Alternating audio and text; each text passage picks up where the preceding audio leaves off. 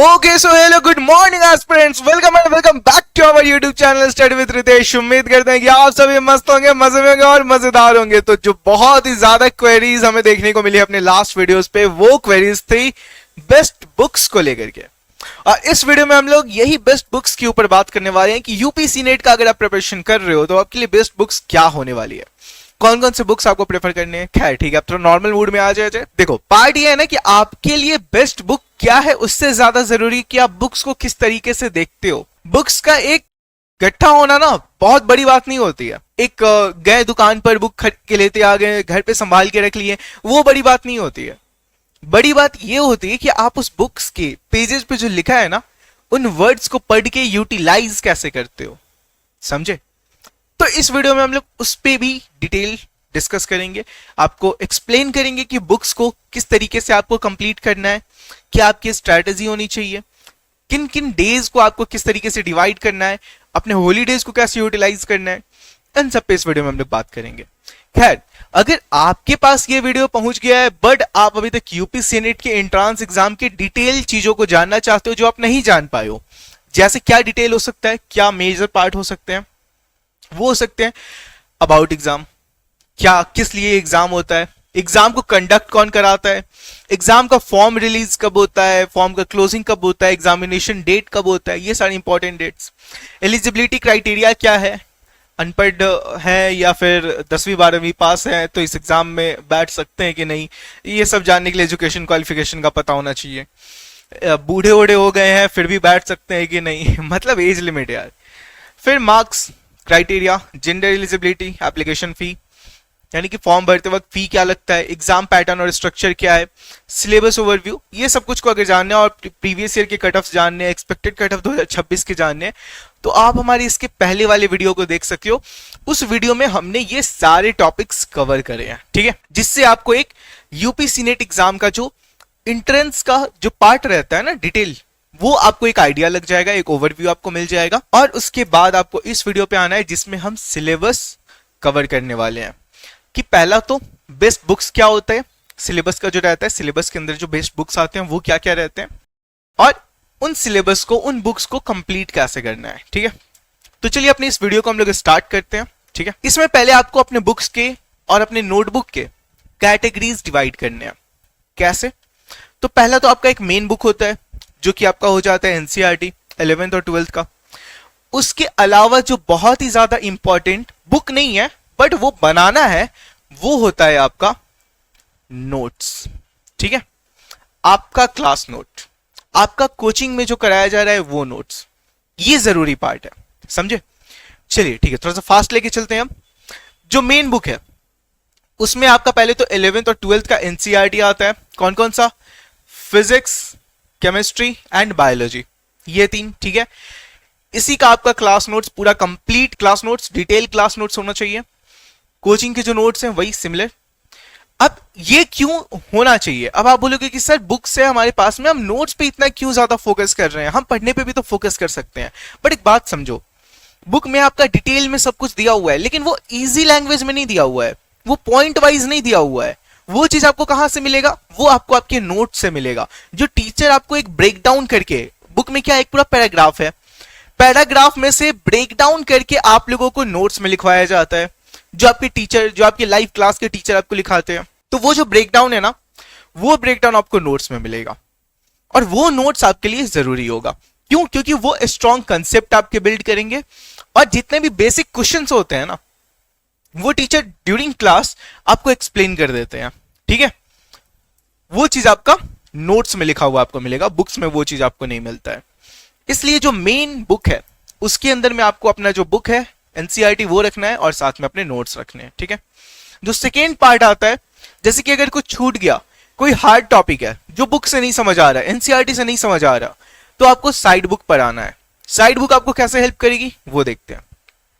Side book आपको extra theory provide करेगी। सबसे पहले जो एनसीईआरटी के एक लाइन है, जैसे कि आप 9th 10th में अगर रहे होगे तो आपने इस चांद का एक बुक देखा होगा कि एनसीईआरटी का जो लाइंस है उसी को इलाबोरेट करके इस चांद उसमें बता रहा होता है। एग्जैक्टली उसी तरीके से यहाँ पे साइड बुक्स जो होते हैं आपको उसी में हेल्प करेंगे, ठीक है। जैसे यहाँ पे साइड बुक है, उसमें आपको एक्स्ट्रा थियरी और एक्स्ट्रा एक्सप्लेनेशंस मिलेगा, जिससे कि आपके जो डिफिकल्ट पार्ट होते हैं ना वो आपके क्लियर हो जाएंगे। उसके लिए अगर आपको कोई बुक चाहिए, वो बुक हम यहाँ पे रिकमेंड करेंगे। पूजा पब्लिकेशन का एक यूपी सीनेट का बुक आता है जो कि हिंदी मीडियम में अवेलेबल रहता है। अगर आप सिर्फ हिंदी मीडियम के लिए चाहते हो तो आप ये बुक ले सकते हो। इसके अलावा वाईसीटी यूपी सीनेट गाइड करके आता है जो इंग्लिश और हिंदी दोनों मीडियम में अवेलेबल होता है। तो साइड बुक अगर आप लेना चाहते हो तो आप ये दोनों बुक प्रेफर कर सकते हो एज पर योर रीच। जैसे हिंदी के लिए हिंदी, इंग्लिश अगर आपको चाहिए तो इंग्लिश मीडियम के लिए ये बुक आप ले सकते हो। बाकी पेपर आपको हिंदी और इंग्लिश दोनों में मिलेंगे, सो कोई इशू नहीं है। अब ये क्यों जरूरी होता है? एक्स्ट्रा थियरी जो मैंने पहले बता दिया, शॉर्टकट ट्रिक्स, कोई डिफिकल्ट टॉपिक है उसका कोई शॉर्टकट ट्रिक चाहिए वो मिल जाएगा आपको यहाँ पर, जो कि एनसीईआरटी में गिवन नहीं होता है, नॉट इन एनसीईआरटी, ठीक है। Also gives small MCQs after each topic. आपको थोड़े थोड़े जब साइड बुक आप यूज करोगे तो उसमें देखोगे कि थोड़े थोड़े टॉपिक के बाद में कुछ कुछ क्वेश्चन होते हैं, वो आपके टॉपिक को स्ट्रॉन्ग करने में, आपके समझने की पावर को ना, उस टॉपिक के क्लैरिटी को और भी ज्यादा स्ट्रेंथ कर देते हैं। अब इसके बाद फिर आता है क्वेश्चन प्रैक्टिस के लिए कौन सा बुक लें, क्या क्या चाहिए होता है। मेन बुक हो गया, एक साइड बुक हो गया जिससे आप पढ़ना चाहते हो। उसके अलावा अगर साइड बुक के अलावा देखा जाए तो यहाँ पे क्वेश्चन प्रैक्टिस का और मॉक टेस्ट के लिए क्या बुक्स लें, या फिर मॉक टेस्ट के लिए कौन सा सीरीज लें, वो एक पार्ट आ जाता है यहाँ पे। तो यहाँ पे सीरीज तो नहीं, बट ऑफलाइन के लिए आपको हम बता रहे हैं। क्वेश्चन प्रैक्टिस अगर आपको करना है तो आप मिशन यूपीसी नेट करके एक बुक आता है जिसमें प्रीवियस ईयर क्वेश्चंस और मॉडल पेपर्स 18 सेट्स मिलते हैं। ये बुक आप मार्केट से बाई कर सकते हो। इसके अलावा वाईसीटी प्रैक्टिस बुक आता है, वो आप बाई कर सकते हो, एमसीक्यू और उसमें सॉल्व पेपर्स सारे होते हैं। डन है। ये दो बुक जो है आपके क्वेश्चन प्रैक्टिस के लिए काफी ज्यादा बढ़िया रहने वाले हैं यूपीसी नेट वालों के लिए। अब अगर बात करेंगे क्वेश्चन प्रैक्टिस क्यों जरूरी है, तो क्वेश्चन प्रैक्टिस करने से आपका जो स्ट्रेंथ है ना, क्वेश्चन पे एक जो पकड़ है वो बढ़ जाएगा। वो कैसे बढ़ेगा?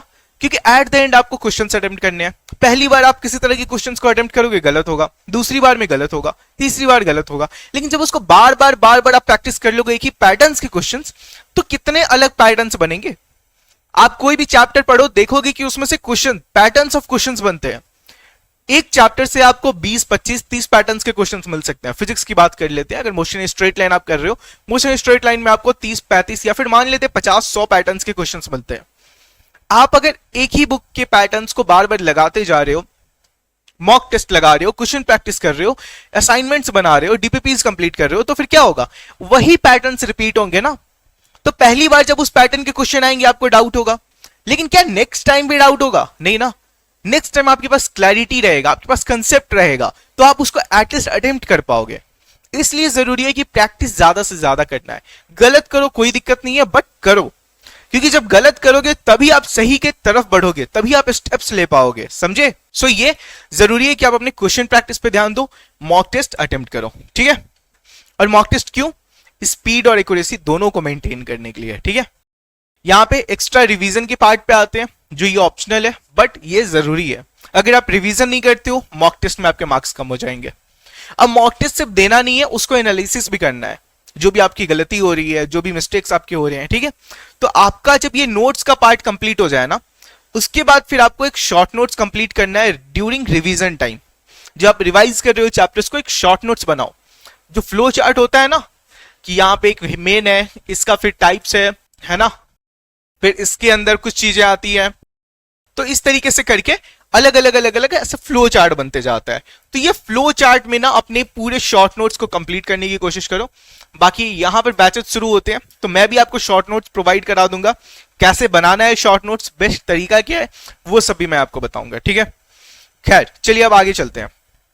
सेल्फ मेड शॉर्ट नोट्स होने चाहिए, चैप्टर वाइज फॉर्मूला शीट होना चाहिए। ये बहुत जरूरी है आपकी केमिस्ट्री और फिजिक्स के लिए।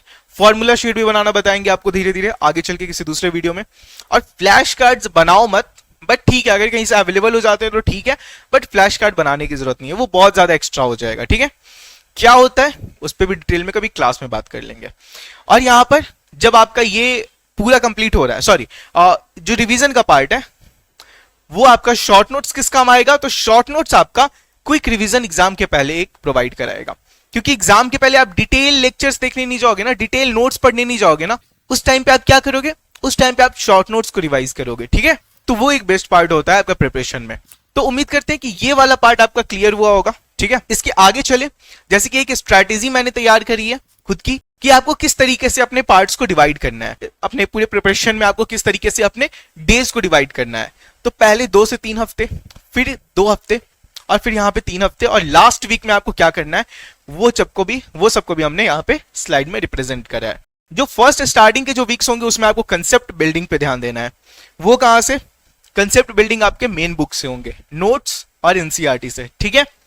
इसके बाद के जो आपके पार्ट रहेंगे वो कहां से आएंगे? स्ट्रेंथनिंग। जो आपने कंसेप्ट पढ़ा है उस कंसेप्ट को आप स्ट्रॉन्ग कैसे कर सकते हो, उस कंसेप्ट में आप अपना कंप्लीट डोमिनेंस कैसे क्रिएट कर सकते हो, वो स्ट्रेंथनिंग के टाइम पर आएगा, ठीक है। वो जो 1-2 हफ्ते होंगे आपको उस पर वो टाइम देना है, ठीक है। उसमें आपको रिवाइज करना है, जो आपने मेन नोट्स पढ़े हैं, मेन नोट्स बनाए हैं, मेन चैप्टर को पढ़ा है उसको रिवाइज करना है। उससे आपका ये कंसेप्ट का स्ट्रेंथनिंग होगा, ठीक है। और साइड बुक्स से आप रिवाइज कर रहे हो या फिर कंसेप्ट बिल्ड कर रहे हो वो मैंने आपको ऑलरेडी बता दिया। प्रैक्टिस मोड, जो उसके बाद के जो 2-3 हफ्ते होंगे उसमें आपको प्रैक्टिस पे आ जाना है। प्रैक्टिस क्या? वही क्वेश्चन प्रैक्टिस और मॉक टेस्ट प्रैक्टिस, ठीक है। और इसी में आपको प्रीवियस ईयर क्वेश्चंस वगैरह भी लगाने हैं, ठीक है। तो इसमें क्या करना है आपको? प्रैक्टिस सेट्स को सॉल्व करने पे, प्रीवियस ईयर क्वेश्चंस को बनाने पे और डेली मॉक टेस्ट को अटेम्प्ट करने पे आपको ध्यान देना है। मैं इसका भी एक ब्रेकडाउन स्ट्रेटेजी वीडियो आपको प्रोवाइड कराऊंगा, इसके बाद वो वीडियो आएगी, आप उसको चेकआउट करना, ठीक है। ये कहां से करना है? ये प्रैक्टिस बुक से। कौन सी 2 बुक मैंने आपको रिकमेंड करी? यहां पर ये बुक रिकमेंड करी है, ठीक है। अब जो फाइनल रिवीजन है वो कहां से होगा आपका? फाइनल रिवीजन आपका शॉर्ट नोट से होगा। शॉर्ट नोट्स, मिस्टेक और फॉर्मूला शीट। जो भी आप मॉक टेस्ट में मिस्टेक करते हो उसका ब्रेकडाउन करो कि कौन से टॉपिक से, कौन से चैप्टर, कौन से टॉपिक से मिस्टेक हुआ है, और उस टॉपिक को वापस से रिवाइज करो शॉर्ट नोट से, या फिर डिटेल नोट्स में जाने की जरूरत है तो डिटेल नोट्स में जाकर के, और नोट्स और एनसीईआरटी जो हाईलाइट्स करे होंगे आपके वहां पर से आप अपने इन कंसेप्ट को क्लियर करो। तो ये एक पूरी प्लानिंग थी। इससे भी और ज्यादा डिटेल स्ट्रैटेजी एक स्ट्रैटेजी वीडियो में देंगे। ये क्या था? ये एक बुक का सजेस्टिंग वीडियो था। तो मैंने बुक आपको सजेस्ट करा कि कौन कौन से बुक्स आपको परचेज करने चाहिए, किस तरीके से इन बुक्स को कंप्लीट करना है, वो एक छोटा सा मैंने यहाँ पे डेमो दे दिया कि स्ट्रैटेजी। सही तरीके से एक और स्ट्रैटेजी वीडियो जो आपको मिलेगी उसमें आपका और भी ज्यादा क्लियरिटी आ जाएगा, ठीक है। Thank you, that's it for this video. कोई और डाउट हो यूपीएससी नेट से रिलेटेड कमेंट सेक्शन में कमेंट करो, हम जल्द से जल्द उस डाउट को क्लियर करने की कोशिश करेंगे। Thank you.